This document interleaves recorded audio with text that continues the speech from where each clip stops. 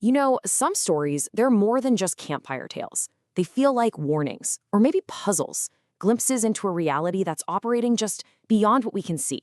So today, we're diving into one of the most chilling legends in American history. And it's a story that doesn't start with an answer. It starts with a question, a really terrifying one. That's a question that literally haunted an entire town.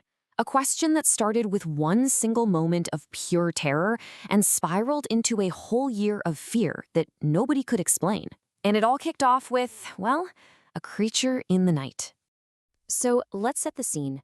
It's 1966. We're in Point Pleasant, West Virginia. You gotta picture this place. It's a quiet little town right on the Ohio River. And it was about to become ground zero for something that, even today, we just can't explain. So it started with a sighting. I mean, how else do these things start, right? On November 12th, a few guys digging graves, grave diggers, saw something that just shouldn't exist. They said it was a huge, brown-winged human being just soaring through the trees. But believe it or not, that was just the warm-up act. The real story, the legend itself, kicked off just 3 days later. And the descriptions that started pouring in, they were all eerily similar. This wasn't people seeing a big bird. No way. They were describing a figure shaped like a man, but huge. I mean, impossibly huge. The kind of thing that would block out the stars when it flew over you. And this is the part that gets everybody. The details that were just burned into people's memories. These giant, leathery wings.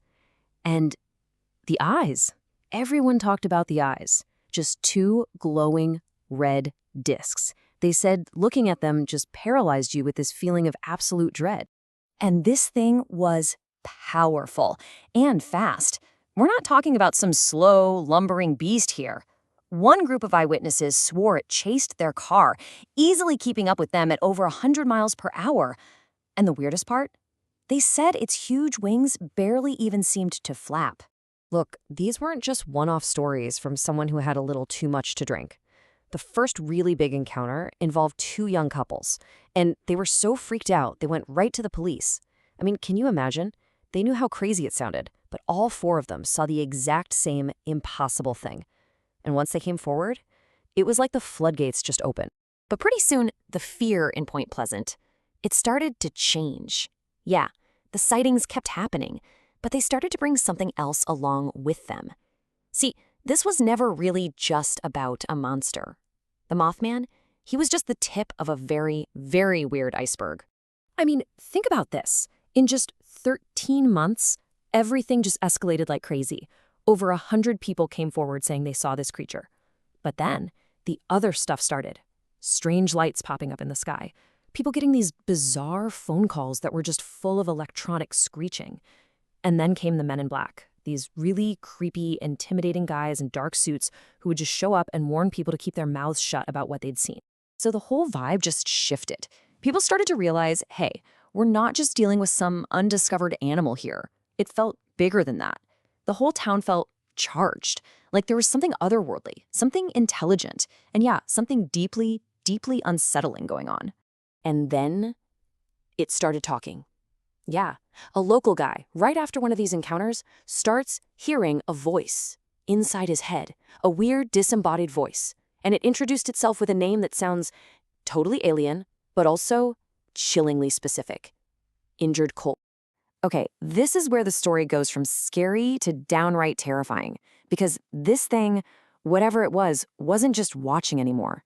It started communicating. It started delivering prophecies, and these messages would push the people who heard them right to the brink of sanity. Now, with a story this wild, you know it's going to get national attention, and that brings in the investigators. One of them was a journalist, a guy named John Keel. He came down to Point Pleasant thinking he was just going to document the sightings, be an objective reporter. But, well, the story had other plans for him.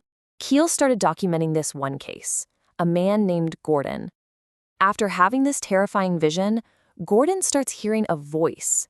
And one night, this voice just repeats this really cryptic but very specific message over and over and over. 99 will die. Denver 9. And then it happened. The prophecy came true. That message wasn't just some random nonsense. It was a direct warning about a real-world disaster. And just like that, the stakes got so much higher. This wasn't just some spooky local story anymore. For John Keel, this whole thing became a complete obsession. I mean, he was just drowning in all this data. Witness reports, prophecies, weird encounters. He started seeing connections in everything, but he just couldn't put the puzzle together.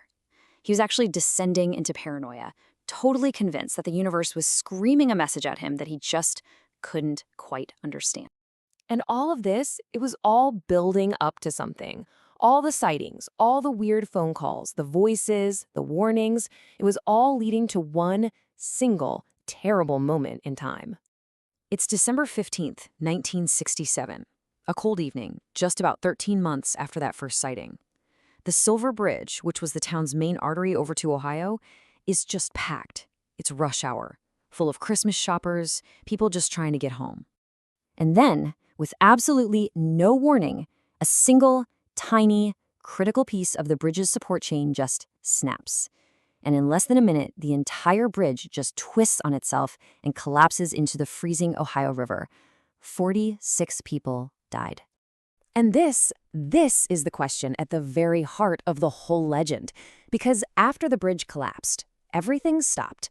The Mothman was gone. The weird phone calls ended. The UFOs vanished. It was like its purpose, whatever that purpose was, had been served.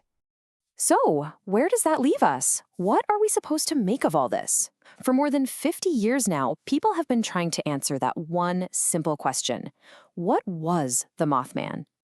Okay, so the main rational theory, the one you'll hear the most, is that it was just a misidentified sandhill crane. They can get pretty big and they have red marks around their eyes. But the people who saw it, they are adamant. They say no. What we saw was not a bird. It was a monster. It was shaped like a man, and when it was near you, you felt this inexplicable, bone-chilling terror that you just can't fake. And of course, the story has just blown up since then. It's seeped into our collective pop culture. You've got John Keel's original, absolutely terrifying book. You've got major Hollywood movies.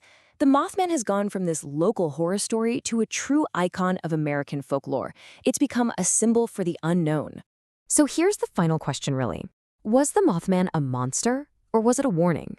Or maybe it was what John Keel himself came to believe, that it was a tear in the fabric of our reality, a little window into a universe so much more complex and strange than we can handle, that just trying to understand it is enough to make you lose your mind. And maybe the real horror isn't what the Mothman was, but this simple, terrifying idea that we live in a world where things like the Mothman are even possible.